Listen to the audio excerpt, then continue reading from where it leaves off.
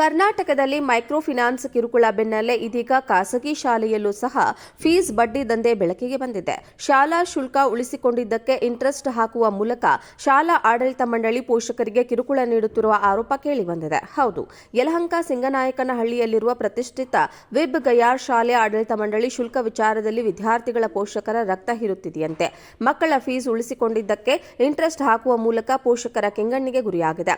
2 ಕಂತಿನ ಶಾಲಾ ಫೀಸ್ ಉಳಿಸಿಕೊಂಡಿರುವ ಪೋಷಕರಿಗೆ ಶೇಕಡಾ 3% ಬಡ್ಡಿ ಹಾಕುವ ಮೂಲಕ ಶಾಕ್ ನೀಡಿದ್ದು, ಶಾಲಾ ಫೀಸ್ ಕಟ್ಟದ್ದಕ್ಕೆ ತಿಂಗಳಿಗೆ 3% ಬಡ್ಡಿ ಸಹಿತ ಫೀಸ್ ಕಟ್ಟುವಂತೆ ಶಾಲಾ ಆಡಳಿತ ಮಂಡಳಿ ಇಮೇಲ್ ಮಾಡಿದೆ. 25,450 ರೂಪಾಯಿ ಫೀಸ್ಗೆ 5,344 ರೂಪಾಯಿ ಬಡ್ಡಿ, 25,450 ರೂಪಾಯಿ ಫೀಸ್ಗೆ 3,054 ರೂಪಾಯಿ ಬಡ್ಡಿ, 25,450 ರೂಪಾಯಿ ಫೀಸ್ಗೆ 763 ರೂಪಾಯಿ ಬಡ್ಡಿ ಹಾಕಲಾಗಿದೆ. ಇದು ಪೋಷಕರ ಆಕ್ರೋಶಕ್ಕೆ ಕಾರಣವಾಗಿದ್ದು, ನಿಯಮವನ್ನ ಗಾಳಿಗೆ ತೂರಿ ಬಡ್ಡಿ ದಂಧೆಗೆ ಇಳಿದ ಶಾಲಾ ಆಡಳಿತ ಮಂಡಳಿ ವಿರುದ್ಧ ಪೋಷಕರು ಕಿಡಿಕಾರಿದ್ದಾರೆ.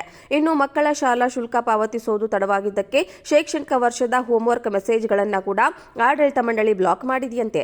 ಎಸ್ಎಸ್ಎಲ್ಸಿ ಓದುತ್ತಿರುವ ವಿದ್ಯಾರ್ಥಿಗಳಿಗೆ ಎಕ್ಸಾಮ್ ಹಾಲ್ ಟಿಕೆಟ್ ನೀಡೋದಿಲ್ಲ ಎಂದು ಆಡಳಿತ ಮಂಡಳಿ ಬೆದರಿಕೆ ಹಾಕಿದ್ದು, ಇದಕ್ಕೆ ಪೋಷಕರು ಕೆಂಡಾಮಂಡಲವಾಗಿದ್ದಾರೆ.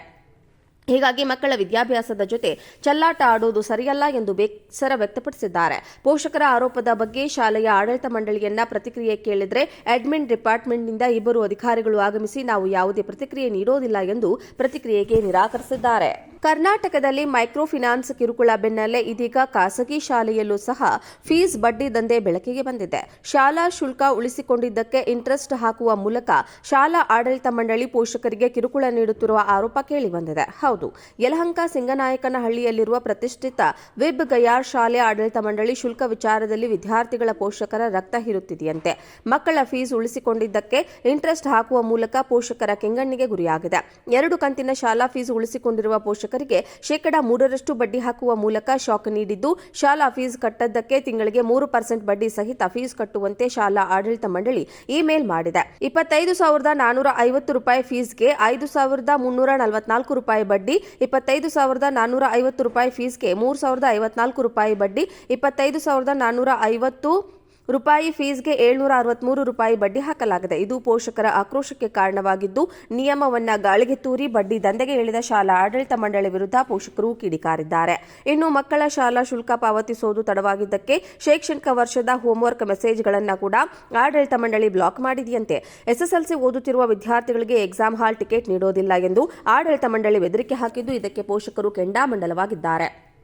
ಹೀಗಾಗಿ ಮಕ್ಕಳ ವಿದ್ಯಾಭ್ಯಾಸದ ಜೊತೆ ಚೆಲ್ಲಾಟ ಆಡುವುದು ಸರಿಯಲ್ಲ ಎಂದು ಬೇಸರ ವ್ಯಕ್ತಪಡಿಸಿದ್ದಾರೆ. ಪೋಷಕರ ಆರೋಪದ ಬಗ್ಗೆ ಶಾಲೆಯ ಆಡಳಿತ ಮಂಡಳಿಯನ್ನ ಪ್ರತಿಕ್ರಿಯೆ ಕೇಳಿದ್ರೆ ಅಡ್ಮಿನ್ ಡಿಪಾರ್ಟ್ಮೆಂಟ್ನಿಂದ 2 ಅಧಿಕಾರಿಗಳು ಆಗಮಿಸಿ ನಾವು ಯಾವುದೇ ಪ್ರತಿಕ್ರಿಯೆ ನೀಡೋದಿಲ್ಲ ಎಂದು ಪ್ರತಿಕ್ರಿಯೆಗೆ ನಿರಾಕರಿಸಿದ್ದಾರೆ.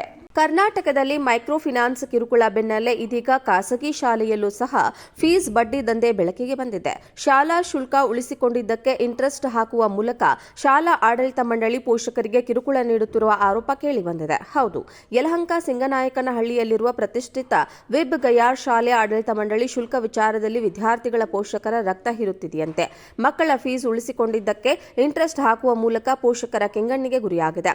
2 ಕಂತಿನ ಶಾಲಾ ಫೀಸ್ ಉಳಿಸಿಕೊಂಡಿರುವ ಪೋಷಕರಿಗೆ ಶೇಕಡಾ 3% ಬಡ್ಡಿ ಹಾಕುವ ಮೂಲಕ ಶಾಕ್ ನೀಡಿದ್ದು, ಶಾಲಾ ಫೀಸ್ ಕಟ್ಟದ್ದಕ್ಕೆ ತಿಂಗಳಿಗೆ 3% ಬಡ್ಡಿ ಸಹಿತ ಫೀಸ್ ಕಟ್ಟುವಂತೆ ಶಾಲಾ ಆಡಳಿತ ಮಂಡಳಿ ಇಮೇಲ್ ಮಾಡಿದೆ. 25,450 ರೂಪಾಯಿ ಫೀಸ್ಗೆ 5,344 ರೂಪಾಯಿ ಬಡ್ಡಿ, 25,450 ರೂಪಾಯಿ ಫೀಸ್ಗೆ 3,054 ರೂಪಾಯಿ ಬಡ್ಡಿ, 25,450 ರೂಪಾಯಿ ಫೀಸ್ಗೆ 763 ರೂಪಾಯಿ ಬಡ್ಡಿ ಹಾಕಲಾಗಿದೆ. ಇದು ಪೋಷಕರ ಆಕ್ರೋಶಕ್ಕೆ ಕಾರಣವಾಗಿದ್ದು, ನಿಯಮವನ್ನ ಗಾಳಿಗೆ ತೂರಿ ಬಡ್ಡಿ ದಂಧೆಗೆ ಇಳಿದ ಶಾಲಾ ಆಡಳಿತ ಮಂಡಳಿ ವಿರುದ್ಧ ಪೋಷಕರು ಕಿಡಿಕಾರಿದ್ದಾರೆ.